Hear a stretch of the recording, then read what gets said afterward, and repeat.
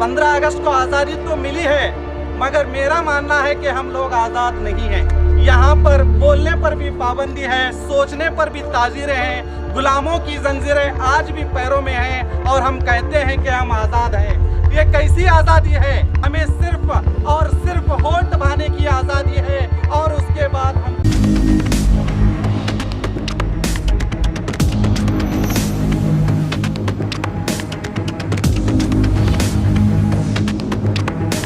स्वागत है आपका बी न्यूज़ नेशन में। मैं हूं आबिद हुसैन शेख।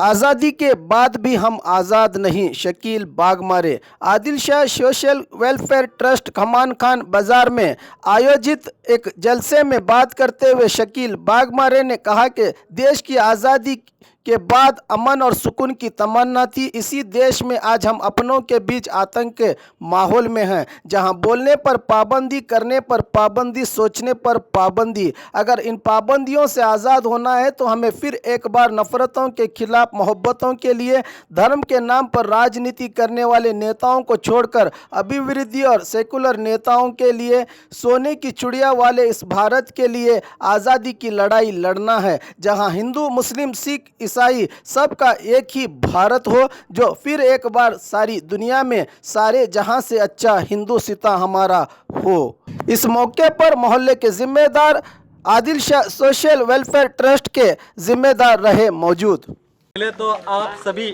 जो मेंबरान हैं, जो आपने एक सोशल वेलफेयर जो ट्रस्ट शुरू की है इस 15 अगस्त के मौके पर, तो मैं पहले आप सभी को बहुत मुबारकबाद देता हूं, क्योंकि आज का दिन सभी को मालूम है ये बहुत अहम दिन है। आज ही के दिन हमें आज़ादी की अजीम नामत मिली। गुलामी की जंजीरों को तोड़कर हम इस काबिल हुए कि इस आज़ाद सरजमीन में अपनी ज़िंदगी गुजार सके। इस आज़ादी के लिए हमारे लाखों हज़ारों लोगों ने खून की नदियां बह गई, हज़ारों माओं ने अपने हुनार बेटों को कुर्बान किया, तब जाकर हमें ये दिन नसीब हुआ है। इस आज़ाद भारत में अगर मुझसे पूछेंगे आप, मेरा एक व्यक्तिगत मानना है, 15 अगस्त को आज़ादी तो मिली है, मगर मेरा मानना है कि हम लोग आज़ाद नहीं हैं। इसकी वजह यह है, जिस आज़ादी के लिए हमारे नौजवानों ने खून की नदियां बहाई, उनकी खून की कीमत, हमने ये सोचा था कि आज़ाद भारत में हम अमन और शांति से रहेंगे, मगर आज हकीकत क्या है ये आप सभी जानते हैं। यहाँ पर बोलने पर भी पाबंदी है, सोचने पर भी ताजीरें हैं, गुलामों की जंजीरें आज भी पैरों में हैं और हम कहते हैं कि हम आज़ाद हैं। मेरे भाइयों, हम हरगिज़ आज़ाद नहीं हैं। अगर हमें आज़ाद होना है तो ऐसे नेताओं को चुनने की ज़रूरत है जो हमें सच में आज़ाद करे। जिस देश में आदमी, कोई माँ, बहन, भाई, परिवार, जो कोई बच्चा घर से बाहर जाता है, उनको ये पता नहीं कि उनका बच्चा सही सलामत घर वापस आएगा या नहीं, मगर हम कहते हैं हम आज़ाद। ये कैसी आज़ादी है?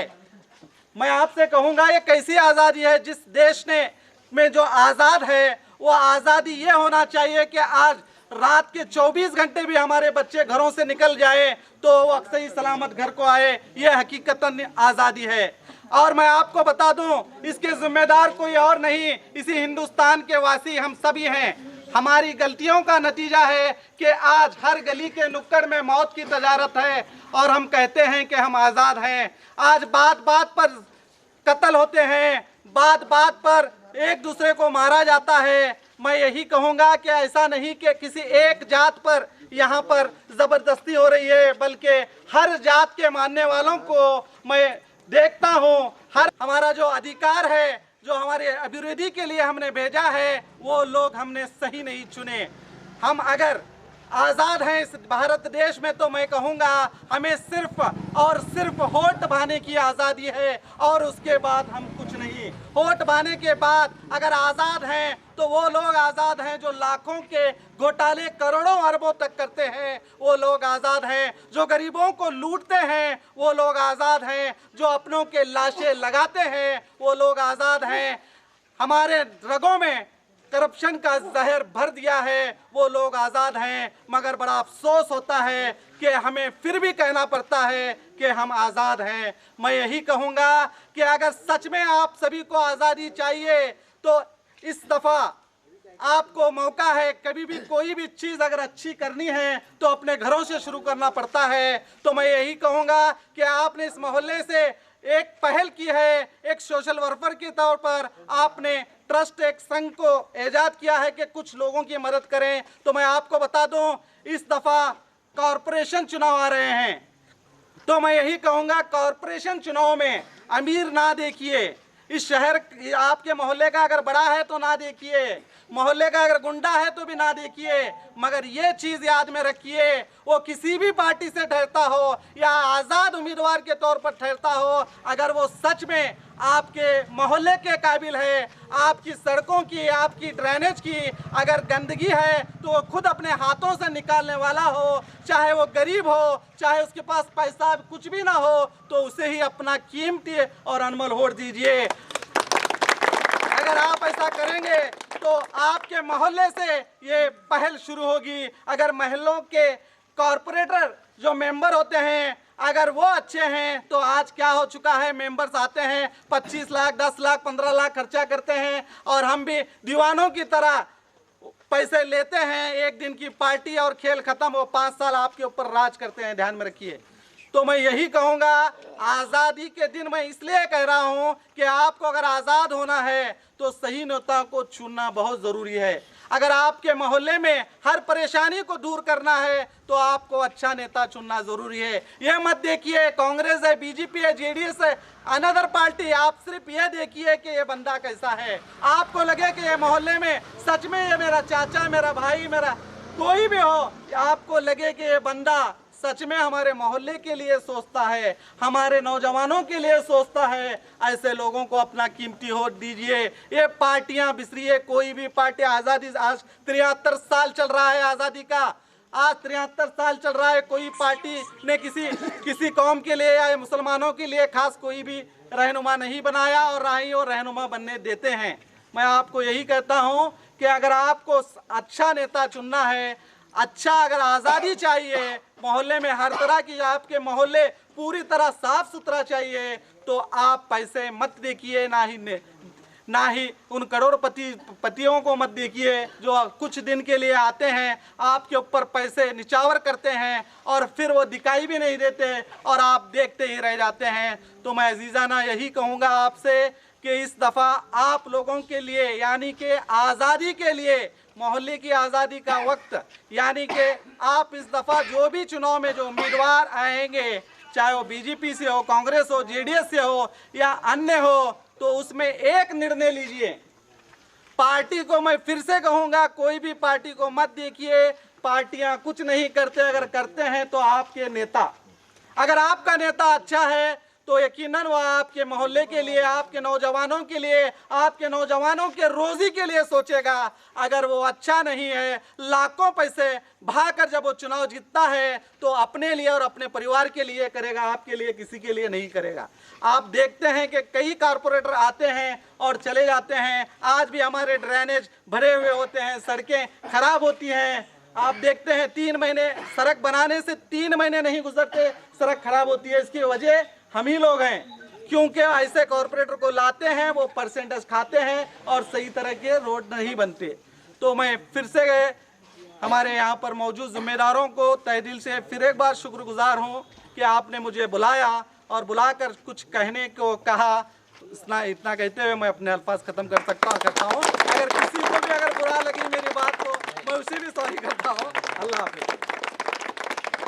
और मेरे बुजुर्गों, यहाँ पर जो है एक आदिल ट्रस्ट जिसका इफ्तिताह हुआ है और आज़ादी के 73 साल में हम अपना कदम बढ़ाने जा रहे हैं।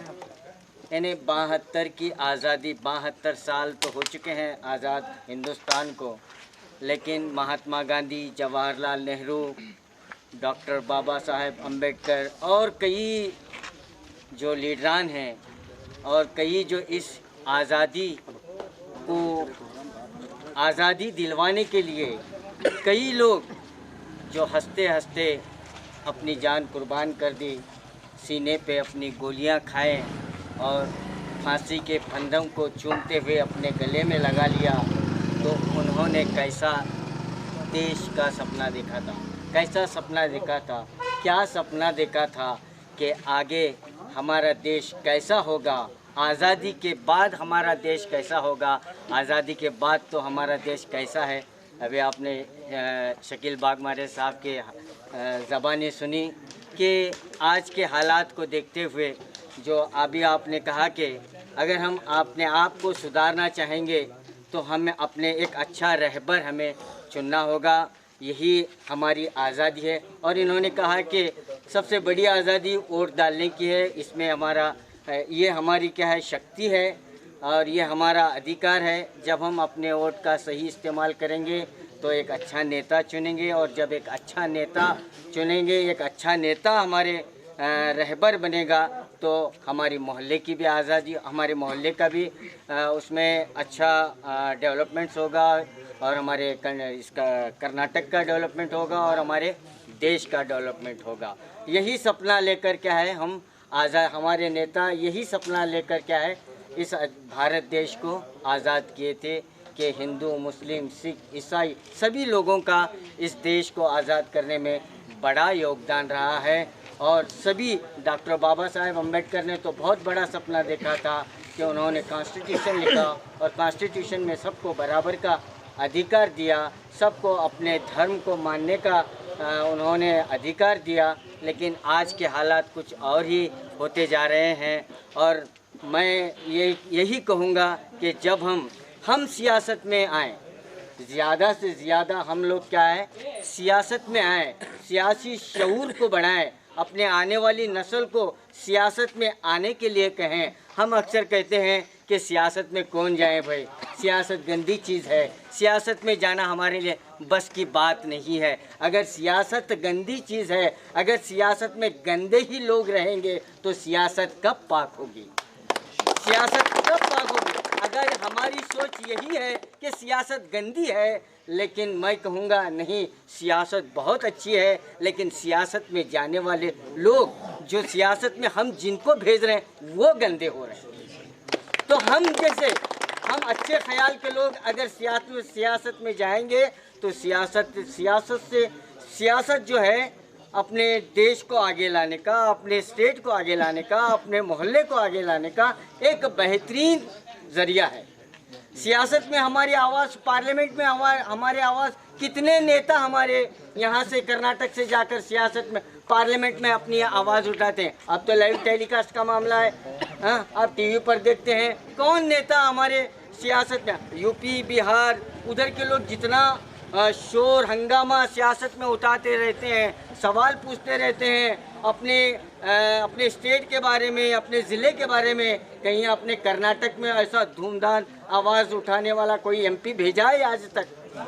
नहीं भेजा है। क्यों? ये हमारी गलती है। हम जाएंगे सियासत में, या आप वादा करेंगे हम जाएंगे सियासत में, और सियासत का शऊर हम में पैदा करेंगे, आने वाली नस्ल को हम सियासी शऊर बेदारी करेंगे, अवेयरनेस पैदा करेंगे कि सियासत में, जैसे हम चाहेंगे अच्छी स्कूल में हमारे बच्चों को हम पढ़ाते हैं कि हमारा बच्चा आगे चलकर एक अच्छा ऑफिसर हो, डॉक्टर हो, इंजीनियर हो। कोई ये नहीं चाह रहा कि हमारा बच्चा आगे चलकर एक काउंसलर बने, एमएलए बने, एमपी बने। उनमें ये सियासी शऊर हम पैदा नहीं कर रहे हैं आज, इसलिए हम लोग आज पीछे नज़र आ रहे हैं। तो मैं यही कहूँगा, इस सियासत बहुत अच्छी चीज़ है। सियासत में अगर हम जैसे लोग आएंगे, आप जैसे लोग आएंगे, नौजवान आएंगे, अच्छी सोच वाले आएंगे, तो ये देश और भी आगे बढ़ेगा।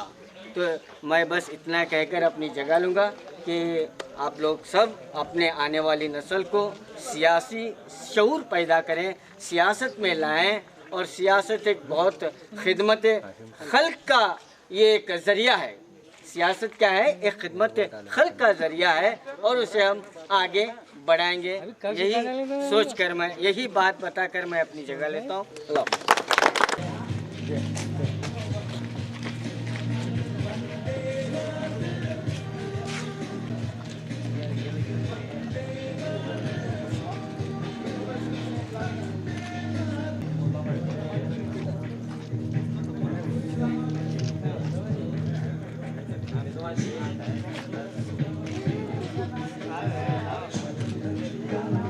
और खबरों के लिए देखते रहिए B News Nation. B News Nation के लेटेस्ट न्यूज़ों को अपने मोबाइल में देखने के लिए यूट्यूब में बी न्यूज नेशन के चैनल के सब्सक्राइब आइकॉन को दबाएं और फिर बेल आइकॉन को दबाने पर आप लेटेस्ट न्यूज़ों को देख सकते हैं।